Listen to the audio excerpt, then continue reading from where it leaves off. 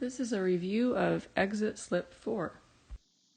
So on this exit slip, we worked with inverse functions, and we talked before diving into finding inverse functions about how important it is that functions pass the horizontal line test in order for them to have an inverse. So before I dive into actually finding the inverse function, you can see that's our goal here.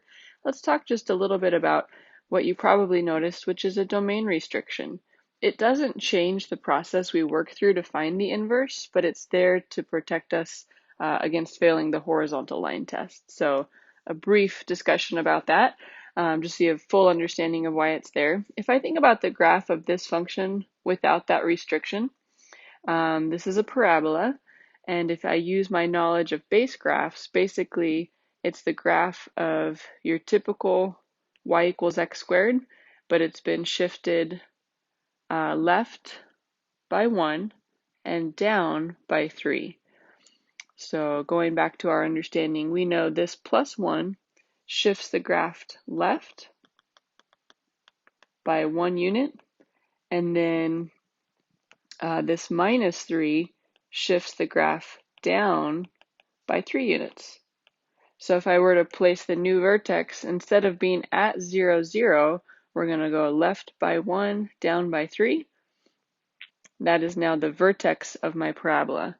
And then I could basically use my knowledge of the base graph to plot a little bit more, and that would mean to me probably going up and over in each direction to get that basic parabola shape. So at this point, our function f looks like a nice symmetric parabola, right? So I've currently graphed the function we were given. Think back to our knowledge of the horizontal line test, though, and notice that this function currently fails the horizontal line test because we touch more than one point at a time. So often there are ways to make a function pass the horizontal line test by restricting the domain. So that's exactly what's happening here on this exit slip. I've gone ahead and given us this condition, which is let x be greater than or equal to 1. So I can literally wipe away the part of the function less than negative 1, and then the horizontal line test will pass. So now if I run horizontal lines through my half parabola, it's okay. So that's why that condition is there. It doesn't change what we're about to do in terms of process, but I wanted you to have full understanding of that condition being there so that we can, in fact, find the inverse in a true way. So we'll go back and find the inverse. So some depth of understanding that we're gaining here with inverse functions. So we've learned together a 4-step process that we can use to find an inverse function. I'll go through those same steps that you're comfortable with here. So let's rewrite f of x equals x plus 1 squared minus 3. We're going to begin by simply replacing f of x with y. And once we've done that step, I'll just kind of label the steps as we go so we remember our process. Then we can swap our x's and y's. And it's at this point that we technically are at the inverse function, so I'm going to continue with my same train of thought, which is I'm switching colors just to remind myself I actually have the inverse now. So the idea of finding an inverse is you're switching the x's and y's. But the orange equation currently on the screen is not a typical function notation. So our third step can typically take a couple lines, and that is we do whatever algebra dance we need to solve back for the variable y. So functions, we're used to them solved explicitly for y, so it says y equals, so we'll just make that happen. This is similar to the last video that we saw of examples, just in reverse. So you can tell a good first step would be to add 3 to both sides, since our goal is to isolate y. And then to undo squaring y, I would need to square root, right? So the opposite of squaring, or the inverse of squaring, is square rooting. And that would give me now x plus 3, square root of x plus 3,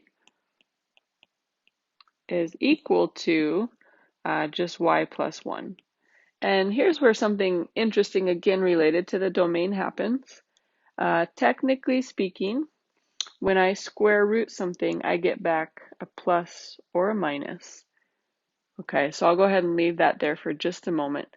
In the end, we will only take one of those two because of this idea of the horizontal line test. So for a minute, I'll leave it there because algebraically that makes sense. So to finish solving for y, I'm just going to subtract 1 from both sides. And if it's all right with you, I'm going to go ahead and flip the y to the left just because that's a little bit more normal. So now we have solved for y. We're about to take step 4 of the process, which is just replace y with the good inverse notation. Replace y with f inverse. And as we do that very last step, we will need to kind of hash out this whole plus or minus thing. So I think to appeal to our graphical understanding may help the most. So before I write our final answer, let's float back over to our discussion on this page where we were talking about the horizontal line test.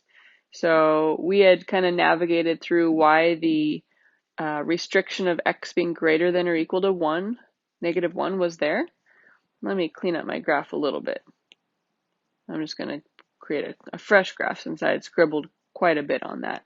So to remind us of the function that we were working with in this problem, we had that parabola. The domain caused us to restrict it to just the right half. So there's our parabola, right? And what's super cool is just from this sketch, could you tell me about the domain and range of f? For this half parabola, I think we could identify both the domain and the range because this graph now has essentially a starting point at that vertex point since we cut off the left half of the graph. So the domain would be actually what we've already talked about. X needs to be greater than or equal to negative 1. So I could write that in interval notation as bracket negative 1 to infinity parentheses. So negative 1 gets a bracket because we're allowed to touch negative 1. Infinity always gets a parentheses. It's an intangible value. For the range, we can tell that the lowest y value we ever touch is this vertex point also, and that's negative 3. So the range would start at negative 3, and then it shoots off towards infinity as well, just like the domain. So noting the domain and range for function f is going to help us, I think, quite a bit, because now if I ask you about the domain and range of f inverse, you should similarly feel comfortable, because actually now we can just flip-flop what we just talked about.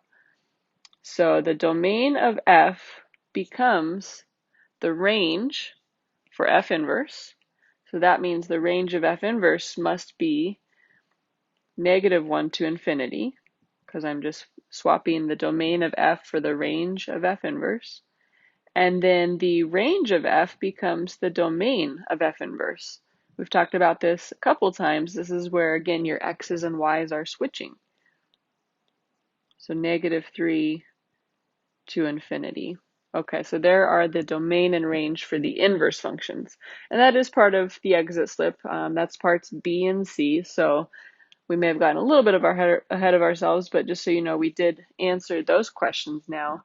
I brought them up to make sure we could feel comfortable with the plus or minus back in the function that we have here, because I was making some statements that we're only going to have one or the other. We can't keep this plus or minus.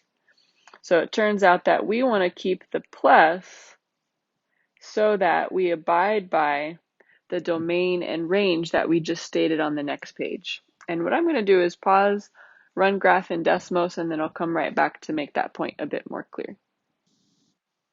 Okay, I have the graph for you. So that graph is going to help us understand why that plus or minus changed to just plus. So this is our solution for f inverse. Hopefully yours matches up.